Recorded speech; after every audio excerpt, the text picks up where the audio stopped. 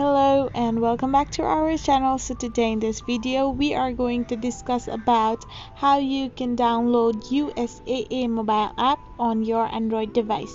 So without wasting much of our time, let's get straight into our video. So first and foremost, all you need to do is open up your Play Store app and type in USAA, which will lead you to several options. However, you need to select the USSA mobile, which is on top, and click on the install button. Once you click on it, it will start to download the app in your Android device. So after a few seconds of wait, the app will start to install in your device, and once the app is completely installed, it will then give you the option to open it. So once you click it open, the app will open up itself after going through a security scan.